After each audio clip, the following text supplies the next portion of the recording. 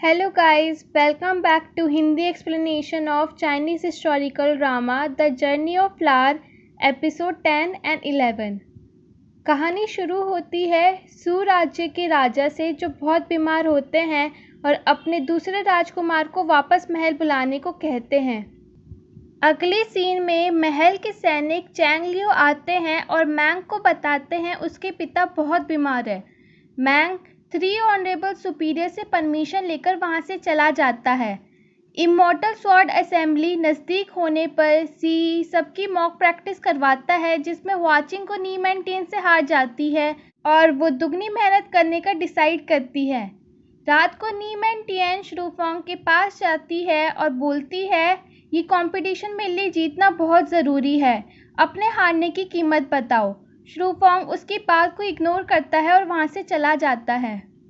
जब मैंग अपने राज्य पहुंचता है तब उसके पिता बोलते हैं तुम्हारे बड़े भाई को बस अचीवमेंट चाहिए होती है, वो सही और गलत में अंतर नहीं करता। मुझे डर है कि अगर उसे राजा बनाया गया तो हमारा राज्य चारों दिशाओं से लड़ाई में ही इन्वॉल्व रहेगा, इसलिए सू राज्य का नया राजा मैं तुम्हें घोषित करता हूँ।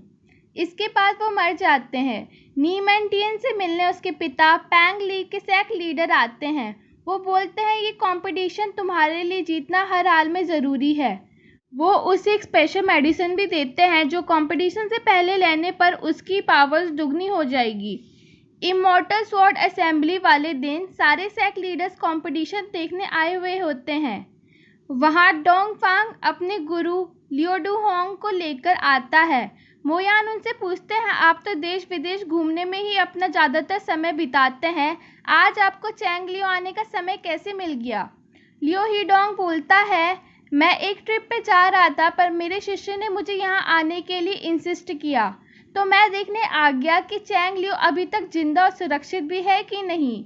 बाइजुआ बोलता है अब आप आ ही गए हैं तो कंपटीशन देखने के लिए अपनी सीट ले लीजिए। यूनिंग भी वहाँ माउंट जू की तरफ से आ जाता है। कंपटीशन शुरू होता है और एक वक्त में 2 इंसानों को हवा में उड़कर एक दूसरे से compete करना था और जो पहले ज़मीन में गिर जाता वो हार जाता। कोई हथियार छिपा नहीं सकता और कोई दूसरे को मार नहीं सकता था। पहला राउंड वाचिंगो और यू डुआन के बीच होता है जो वाचिंगो जीत जाती है। ये देखकर सब हैरान हो जाते हैं। दूसरा राउंड क्विंग शुई और यिंग ज़ैंग के बीच में होता है जो यिंग ज़ैंग जीतता है। वाचिंगो को शक होता है कि वो अपनी असली पावर्स प्रैक्टिस के वक्त छिपा रहा था। अब दिन के एंड तक 4 फाइनलिस्ट नी मेंटियन, श्रूफोंग, यी ज़ैंग और वाचिंगो रह जाते हैं।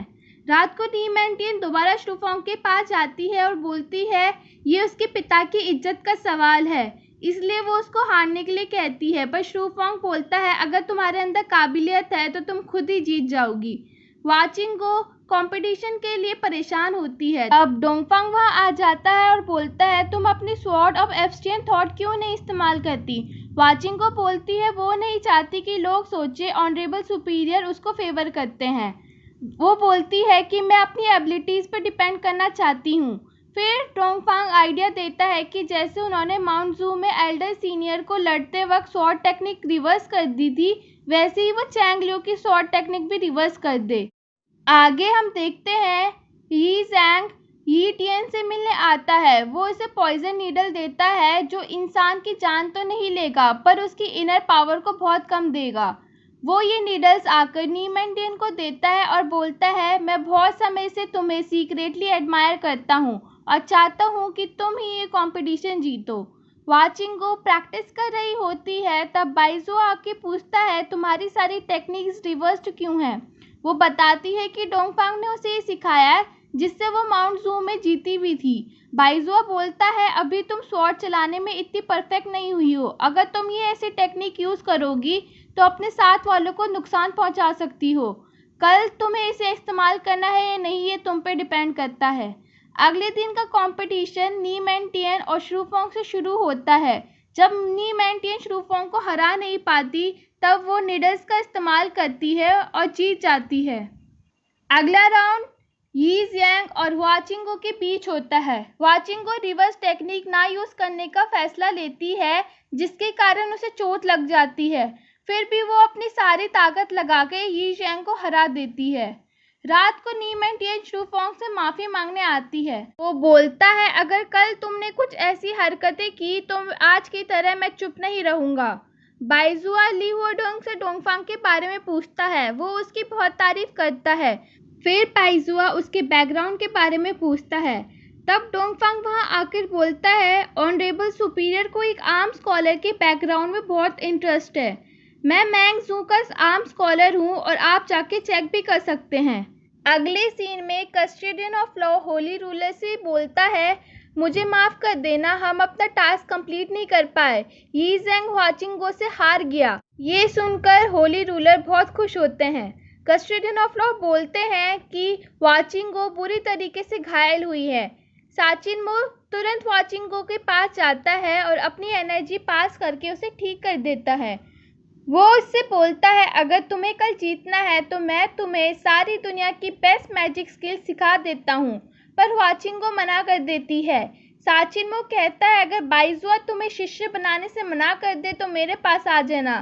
पहले मैं उसे अच्छे से बजाऊंगा, फिर तुम्हें उसका शिष्य बनाऊंगा। हुआचिंगो उसे ऐसा मजाक करने को मना करती है और फिर वो वहाँ से चला जाता है। दूसरी तरफ नी मैंटियन को उसके पिता अपनी कुछ पावर्स देते हैं और एक मैजिक स्वॉर्ड भी देते हैं। वो उससे बोलते हैं कि अगर तुम बाइजुआ के शिष्य बन जाओगी तो हमारा पद और सैक लीडर से ऊपर उठ जाएगा। अगली सुबह कंपटीशन शुरू हो जाता है। हुआचिंगो और नी मैंटियन में बराबरी का मुकाबला चल रहा होता है, पर मैजिक स्वॉर्ड की वजह से हुआचिंगो की पावर कम होने लगती है। तभी वहाँ स्वॉर्ड ऑफ एब्सिएंट थॉट उड़कर आ जाती है। हुआचिंगो बोलती है, आखिरकार तुमने मुझे अपने मास्टर मान ही लिया, पर मैं कंपटीशन अपनी काबिलियत से जीतना चाहती हूँ, इसलिए तुम वापस चले जाओ। नी मैंटियन की तलवार पकड़ने से हुआचिंगो के हाथ से खून आने लगता है और उससे अलग ही पावर निकलती है, जिससे वो दोनों नीचे पानी में गिर जाते हैं। थोड़े समय बाद जब हुआचिंगो की आंख खुलती है तब वो अपने कमरे में क्वीन शुई, डोंगफांग और टंगबो के साथ होती है। वो पूछती है, क्या सबसे पहले पानी में मैं गिरी थी? वो बोलते हैं, उसने अपना बेस्ट दिया और सेकंड पोजीशन इतनी भी बुरी नहीं है। आगे डिसाइपल एक्सेप्टिंग सेरेमनी शुरू होती है। बाइजुआ पहले औरों को अपना शिष्य चुनने को बोलता है। शैंग, वू किंगलू और हुआओजी को एक वेनिला लीफ देकर अपना शिष्य बनाता है। फिर टीचर टैंग वांग और शी अपना लीफ हुआचिंगो को देते हैं। टैंग वैंग और शी पहली बार अपने लिए डिसाइपल चुन रहे होते हैं, इसलिए उनमें बहस छिड़ जाती है। टंग बो सी को चुनने को बोलती है, पर हुआचिंगो के मन में अभी भी बाइजुआ का डिसाइपल बनने की चाह होती है। अभी बाइजुआ उसे जादू से उठाकर अपने पास लाता है और उसके सामने घुटने टेकने को बोलता है। तब सैक लीडर नी उसे रोक देते हैं और बोलते हैं, तुमने तो कहा था फर्स्ट आने वाले को तुम अपना डिसाइपल बनाओगे, अब तुम अपनी ही बात से पीछे हट रहे हो। बाइजुआ नी मैंटियन की मैजिक स्वॉर्ड को दिखाकर बोलता है, ये हमें नदी में मिली थी। वो जादू करके उस स्वॉर्ड का असली रूप सबको दिखाता है। डोंगफांग बताता है, ये एक एंशिएंट और शैतानी स्वॉर्ड है, जिसके ऑरा में आकर इसको चलाने वाला अपने आसपास वालों को मार डालता है। यूनिंग बोलता है, कितनी शर्म की बात है, इन्होंने तो हद ही पार कर दी। फिर बाइजुआ हुआचिंगो को टेंपल बेल देता है और बोलता है, आज से तुम चैंग लियो के सुपीरियर इमॉर्टल बाइजुआ के शिष्य हो। हुआचिंगो वो बेल लेती है और उसकी खुशी का ठिकाना ही नहीं होता। सैक लीडर नी बोलते हैं, लगता है स्वॉर्ड ऑफ एब्सिएंट थॉट देते वक्त ही तुमने अपना डिसाइपल चुन लिया था, तो इमॉर्टल स्वॉर्ड असेंबली करने का क्या फ़ायदा। पर ये सब तो तुम्हारे चैंग लियो का पर्सनल मैटर है, तुम्हें जिसको मर्जी उसको डिसाइपल चुन सकते हो, हमारे बोलने से थोड़ी ना तुम्हें कुछ फ़र्क पड़ेगा। बाइजुआ बोलता है, बिल्कुल सही कहा। इससे सैक नी गुस्सा हो जाते हैं और मोयान बाइजुआ से कहता है कि वो नी मैंटियन और शूफोंग को भी अपना शिष्य बना दे, पर बाइजुआ बोलता है कि मैं इस जिंदगी में केवल एक ही शिष्य लूंगा। तब मोयान शूफोंग और नी मैंटियन को सी का डिसाइपल बनाता है। ताओ वैंग भी क्वीन शुई को अपना डिसाइपल बनाते हैं। हुआचिंगो हेवन और अर्थ को साक्षी मानकर बाइजुआ को अपने गुरु का स्थान देती है और उसके आगे 3 बार झुककर उसको प्रणाम करती है। कुछ समय बीत जाने के बाद हुआचिंगो नी मैंटियन के पास आती है और बोलती है, पहले कभी मेरा कोई दोस्त नहीं था, तुम मेरी पहली दोस्त हो। मैं तुम्हें खोना नहीं चाहती हूँ, पर नीमैंटियन बोलती है तुम यहाँ से चली जाओ, मेरा तुम्हारे साथ कोई नाता नहीं है। अगले दिन ह्वाचिंगो बहुत दुखी होती है। तभी वहाँ साचिनमो आता है और बोलता है ऐसे दोस्तों से भला तो दोस्त ही नहीं होना है, उसके लिए दुखी नहीं होना चाहिए। वो उसे अपने साथ खेलने को ले चलने को बोलता है, पर वो बोलती है अगली बार चल लेंगे। तब साचिनमो बोलता है मैं हर मंथ के तीसरे वीक तुमसे मिलने आया करूँगा। वो बोलती है पर कोई चंगलियों में इतनी आसानी से आ जा नहीं सकता। होली रूलर बोलते हैं तुम चिंता मत करो, इसके लिए मेरे पास अपने तरीके हैं। अगली सीन में पैलवियन मास्टर की असिस्टेंट उसे खबर देती है कि वो बाइजुआ की पर्सनल डिसाइपल बन चुकी है। पैलवियन मास्टर बोलते हैं बाइजुआ हमेशा बोलता था सही सही होता है और गलत गलत होता है, और ह्वाचिंगो ने कुछ गलत नहीं किया है। जिस वक्त उसने ह्वाचिंगो को स्वॉर्ड ऑफ एब्सियन थॉट दी थी, मैं उसी वक्त समझ गया था कि उसने उसे मारने का ख्याल छोड़ दिया है, पर मुझे ये नहीं पता था कि वो ह्वाचिंगो को अपना पर्सनल डिसाइपल बनाने का रिस्क ले लेगा। लगता है वो डायरेक्ट हेवन की इच्छा के साथ लड़ना चाहता है। वो अपनी ही जिंदगी में डिजास्टर ला रहा है।